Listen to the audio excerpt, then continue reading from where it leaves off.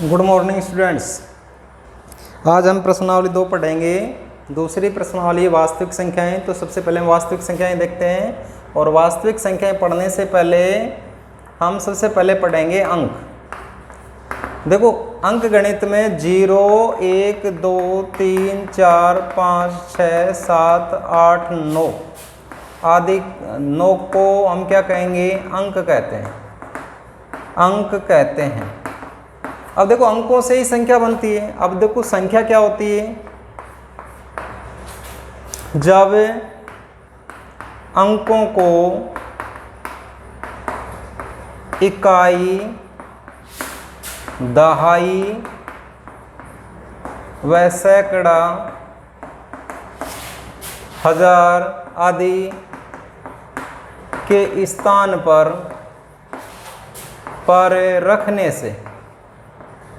रखने से जो पद प्राप्त होगा उसे संख्या कहते हैं।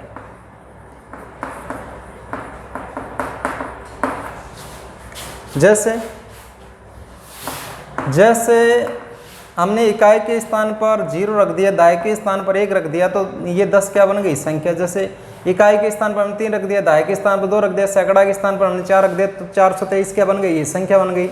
जैसे हमने इकाई के स्थान पर 5 रख दिया, दहाई के स्थान पर 6 रख दिया, सैकड़ा के स्थान पर 3 रख दिया, हजार के स्थान पर 8 रख दिया, तो 8365 ये क्या बन गई? संख्या। हम इसको अंक तो नहीं बोल सकते। अब आती है संख्याओं के प्रकार। संख्याओं के प्रकार नंबर 1 है प्राकृत संख्या। प्राकृत संख्याएं देखो 1 से लेकर अनंत तक धनात्मक वाली संख्याएं क्या कहलाएंगी? प्राकृत संख्या कहलाएंगी। या हम दूसरे शब्दों में ये कहें, अगर वे संख्याएं जिनसे गिनती की क्रिया की जाती है, गिनती की क्रिया की जाती है,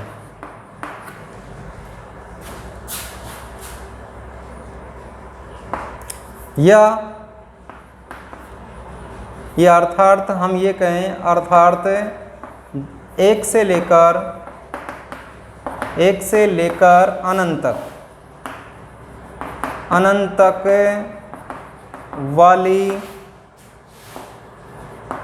धनात्मक संख्याएं प्राकृत संख्या कहलाती है।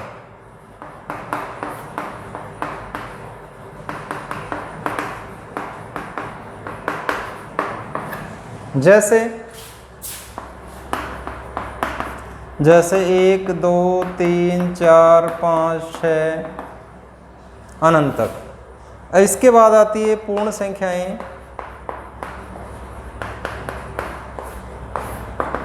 अब पूर्ण संख्या क्या होती है? जो ये प्राकृत संख्या है 1, 2, 3, 4, 5, 6, अगर हम इसमें 0 सम्मिलित कर लें तो ये क्या हो जाएंगी? पूर्ण संख्याएं। तो हम ये कहते हैं,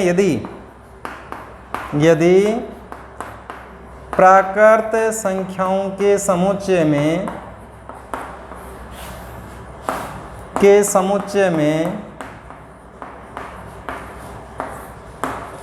0 को सम्मिलित कर लिया जाए, 0 को सम्मिलित कर लिया जाए, तो उसे पूर्ण संख्याएं कहते हैं। जैसे 0, 1, 2, 3, 4, 5, 6, ये हम दूसरे शब्दों में ये कहें, वे संख्याएं जो 0 से शुरू होकर अनंत तक, यानी कि धनात्मक संख्या होती है, वो क्या कहलाएंगी? पूर्ण संख्या कहलाएंगी। अब यहाँ पर समझिए, देखो यहाँ पर प्राकृत संख्या 1, 2, 3, 4, 5 है, यहाँ भी देखो 1, 2, 3, 4, 5 है। हम ये कह सकते हैं कि सभी प्राकृत संख्याएं क्या होती है? पूर्ण संख्या होती है। क्योंकि सभी प्राकृत संख्याएं पूर्ण संख्या में है। इसके बाद आती है पूर्णांक संख्याएं।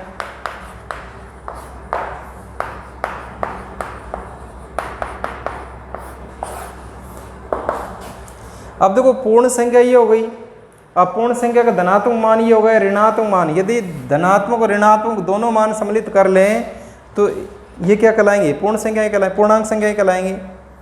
तो हम ये कह दें यदि पूर्ण संख्याओं के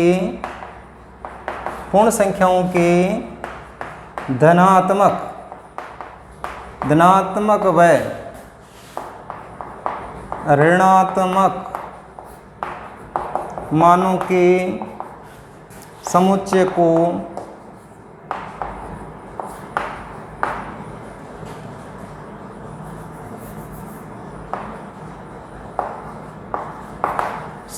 को पूर्णांक संख्याएं कहते हैं।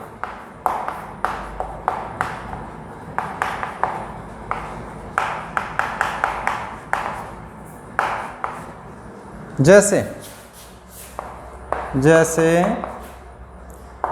देखो -4, -3, -2, -1, 0, 1, 2, 3, 4। तो पूर्ण संख्या का धनात्मक मान भी आ गया और ऋणात्मक मान भी आ गया, तो हम इसको क्या कहेंगे? पूर्णांक संख्या कहेंगे। अब दोबारा समझिए भाई, प्राकृत संख्या 1, 2, 3, 4, 5 सभी प्राकृत संख्याएं पूर्ण संख्या में हैं, सभी पूर्ण संख्याएं पूर्णांक संख्या में हैं।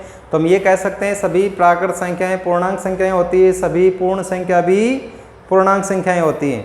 अब इसके बाद आता है, देखो इसमें ही आ गया सम विषम। देखो सम संख्या क्या होती है? जिसमें 2 का पूरा पूरा भाग जाए। विषम संख्या क्या होती है? जिसमें 2 का पूरा पूरा भाग नहीं जाए। या हम ये कहें कि सम संख्या वो होती है जिसका इकाई अंक 0, 2, 4, 6, 8 हो। विषम संख्याएं वो होती हैं जिनका इकाई अंक 1, 3, 5, 7, 9 हो। इसके बाद आती है पूर्ण वर्ग संख्याएं। पूर्ण वर्ग संख्याएं वो होती हैं जिनका पूरा पूरा वर्गमूल निकाला जा सके।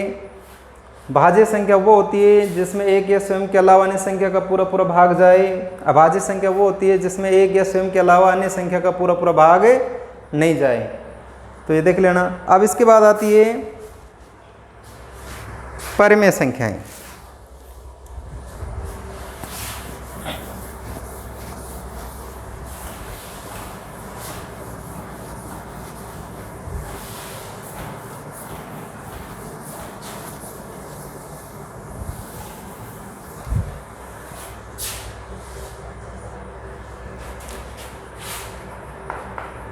परिमेय संख्याएं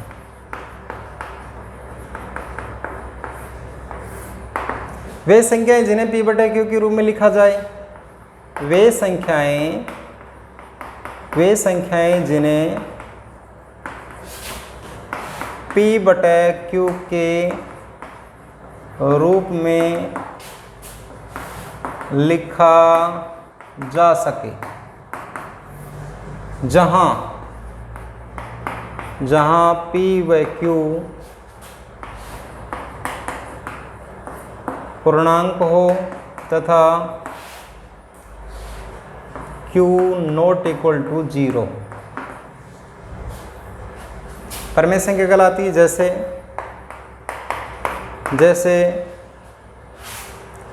3/2, 6। अब देखो 6 के बटे में 1 करें तो P/Q के रूप में हो गया।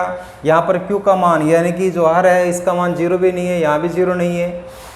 तो अगर हम 6 लिखें तो ये भी चलेगा, अगर -2 लिखें तो भी चलेगा, क्योंकि -2/1 लिख सकते हैं। 1 का -2 में भाग देंगे तो -2 ही आएगा। तो हम ये कह सकते हैं अब सभी प्राकृत संख्या भी परिमेय संख्या है, सभी पूर्ण संख्या भी परिमेय संख्या है, सभी। देखो यहाँ पर लिखा है P और Q पूर्णांक है, यानी कि इसका मतलब ये हुआ सभी पूर्णांक संख्या क्या होती है? परिमेय संख्या होती है। तो पूर्णांक संख्या में सभी पूर्ण संख्या होती है और पूर्ण संख्या में सभी प्राकृत संख्या होती है। तो सभी प्राकृत संख्याएं परिमेय संख्या हुई, सभी पूर्ण संख्याएं परिमेय संख्या हुई, सभी पूर्णांक संख्याएं हैं भी क्या हुई? परिमेय संख्या। अब इसके बाद आती है अपरिमेय संख्या। अपरिमेय संख्याएं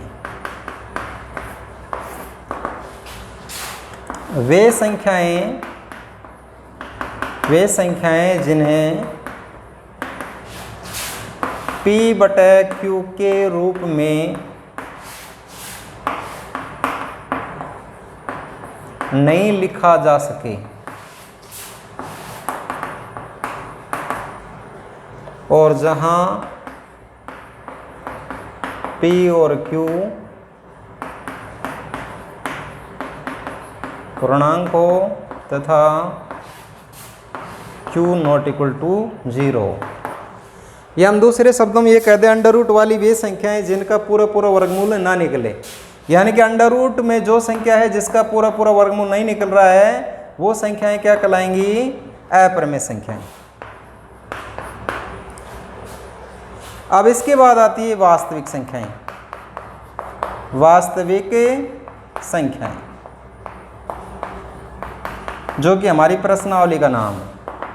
वास्तविक संख्याएं क्या होती है? वे संख्याएं, देखो वास्तविक संख्या, परिमेय संख्या क्या होती है? जिन्हें P/Q के रूप में लिखे, यानी कि परिमेय संख्या में सभी प्राकृत संख्या आ गई, सभी सम विषम भाज्य अभाज्य पूर्ण वर्ग सभी आ गई प्राकृत संख्या में, और सभी प्राकृत संख्याएं पूर्ण संख्या होती है और सभी पूर्ण संख्याएं पूर्णांक संख्या होती है, और सभी पूर्णांक संख्याएं परिमेय संख्या होती है, और अपरिमेय संख्या अंडर रूट वाली हो गई।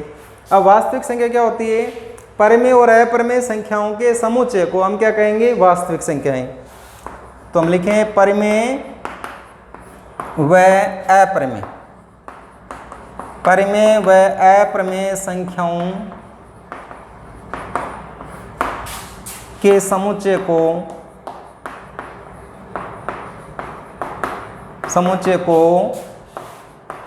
वास्तविक संख्याएं कहते हैं।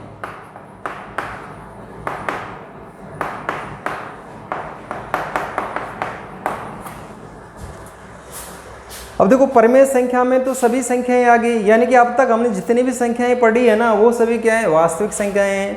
P/Q वाली भी, अंडर रूट वाली भी, माइनस वाली भी, प्लस वाली भी, सम विषम भाज्य अभाज्य सभी क्या है? वास्तविक संख्याएं हैं। जैसे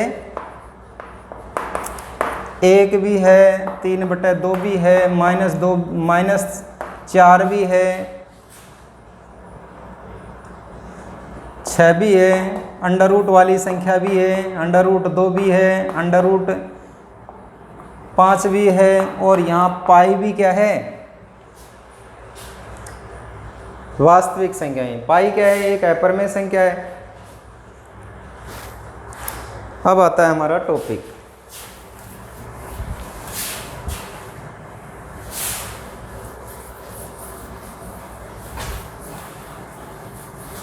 अगर हम अवास्तविक संख्याएं कहें तो वे संख्याएं जो वास्तविक नहीं है। अवास्तविक संख्या ये होती है -√3, -√4, ये सभी क्या हैं? अवास्तविक संख्याएं। अवास्तविक संख्याएं, या हम ये कहें काल्पनिक संख्याएं।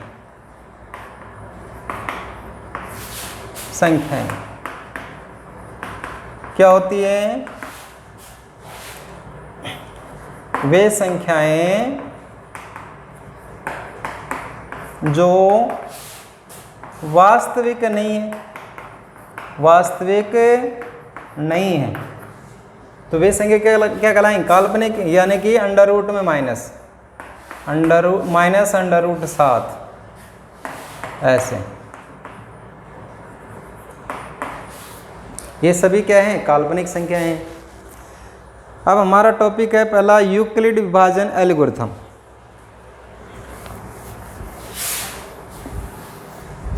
टॉपिक क्या है? यूक्लिड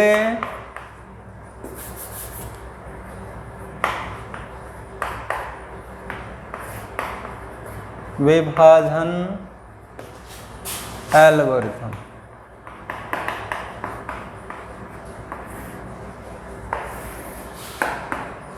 अब समझिए यूक्लिड विभाजन एल्गोरिथम क्या होता है। जैसे मान लीजिए हमने 9 में 2 का भाग दिया, तो हम भाग कैसे देंगे? 2 का भाग देंगे तो 2 चौका 8, शेषफल रह गया 1, तो हम ऐसे तो भाग देते हैं। अब यदि हम भाग ऐसे दें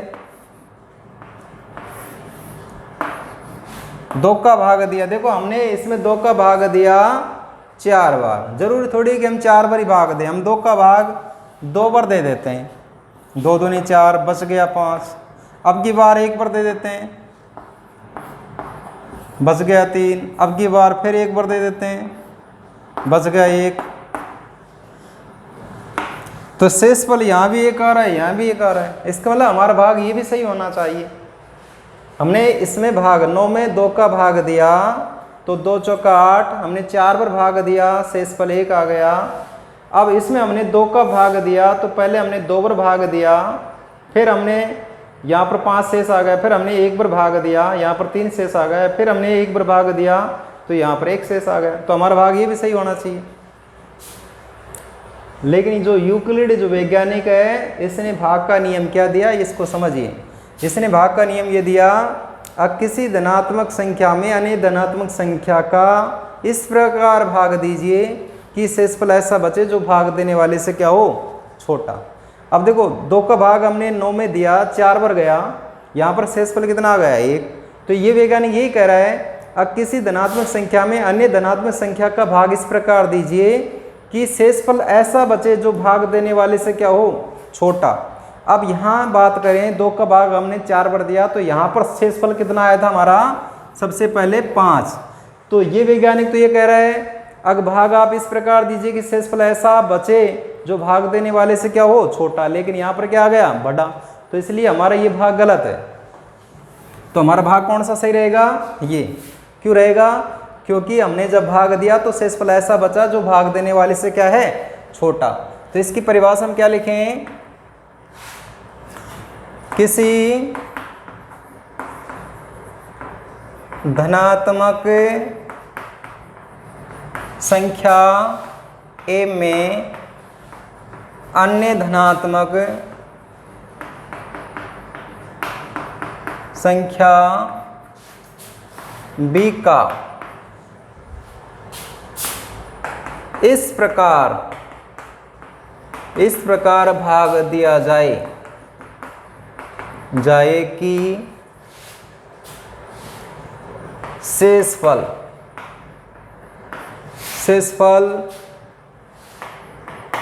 ऐसा बचे जो कि बी से छोटा हो, अर्थात शेष आर बचे जहां आर बी से छोटा हो। तो ये हुआ यूक्लिड विभाजन एल्गोरिथम। या हम ये ऐसे समझें, अगर भाई किसी धनात्मक संख्या ए में अन्य धनात्मक संख्या बी का इस प्रकार भाग दें कि शेषफल आर बचे और भागफल मान लीजिए क्यू आ रहा है, तो इसे हम क्या कहेंगे, यूक्लिड विभाजन एल्गोरिथम। अब आती है यूक्लिड विभाजन प्रेमिका।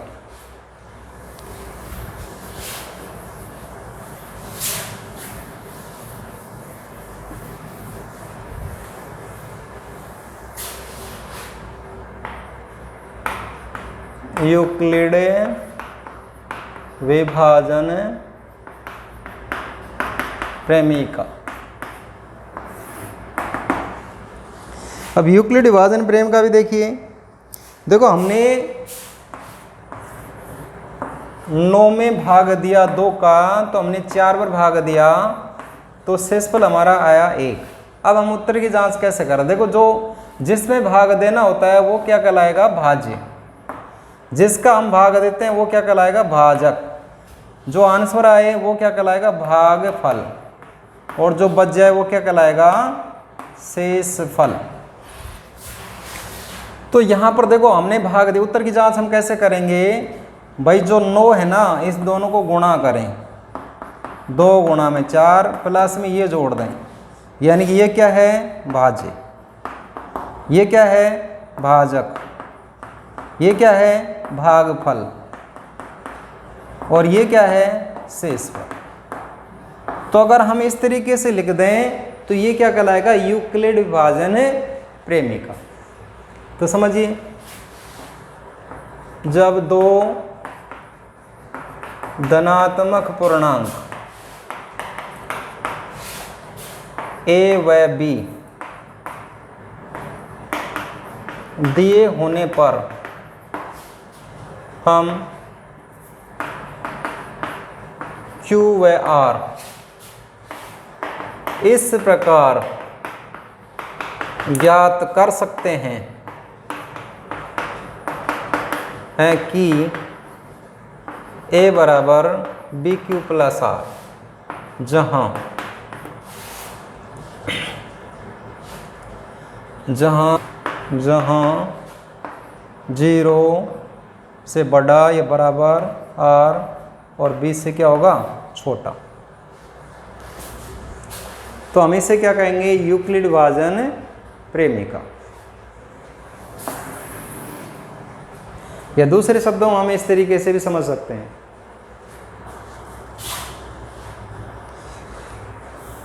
अब आता है यूक्लिड विभाजन से दो संख्याओं का HCF।